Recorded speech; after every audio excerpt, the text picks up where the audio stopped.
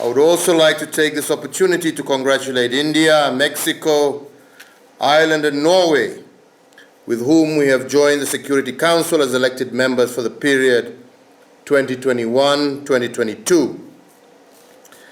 I thank their Excellencies Mr. Antonio Guterres, Mr. Musa Faki Mahamat, and former President Ellen Johnson Sirleaf for their informative briefings.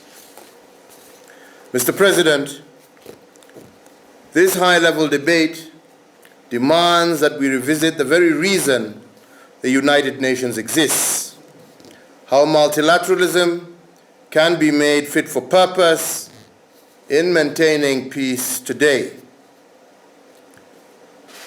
Mr. President, the fact that the Security Council spends the bulk of its agenda on conflicts in Africa is a testament to the fragility of many countries and regions on our continent.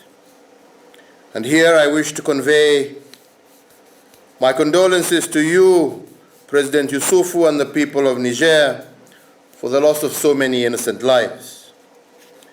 So, Mr. President, if we are to be true to the founding charter of the UN, it follows therefore that we should invest more in building more effective approaches or revitalizing existing mechanisms that maintain peace and anchor stability on the African continent. In Africa, the capacity of the state in most fragile situations has not grown sufficiently to effectively control every part of its territory. Its ability to deliver public goods and services to all citizens has also been limited. And in the meantime, the most dangerous challenges facing countries have multiplied. Globalization may have expanded our economic opportunities, but it has also further shrunk the role of the state. To add to the fragility, multilateral institutions have also often lacked the resource and the know-how and fit-for-purpose mandates to effectively support states facing dire security challenges. The competence and reach of the state is therefore the single most important national and global asset in maintaining peace in fragile situations. Mr. President, if we take as an example the response to COVID-19 pandemic, the biggest difference is not between Eastern and Western approaches. It is between states that can provide a strong bridge to allow their citizens and economies to successfully navigate extreme crisis versus those that cannot muster such an effort.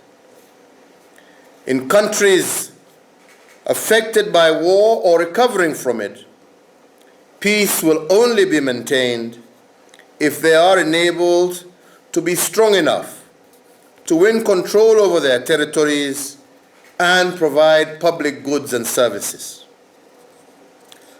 The multilateral system, as embodied in the United Nations, will therefore need to help fragile states attain such capacity.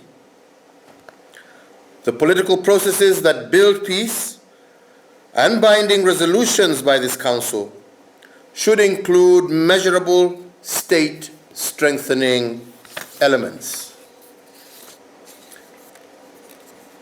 Mr. President, let me close with 4 proposals to building a multilateral system for our times.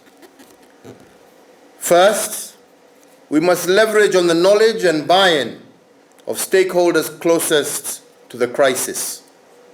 That means listening to, empowering national actors committed to building bipartisan and non-partisan political bridges to peace and security.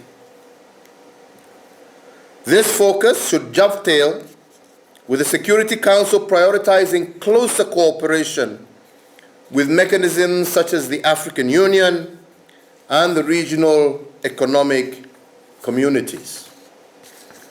Secondly, Mr. President, the Security Council and associated UN bodies should do more to strengthen the capacity of key state institutions during post-conflict reconstruction.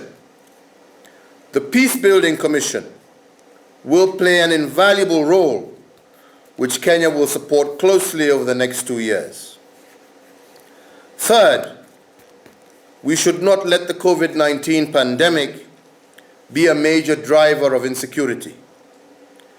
If fragile countries do not get prompt access to vaccines, their economic problems will likely turn into political as well as security challenges.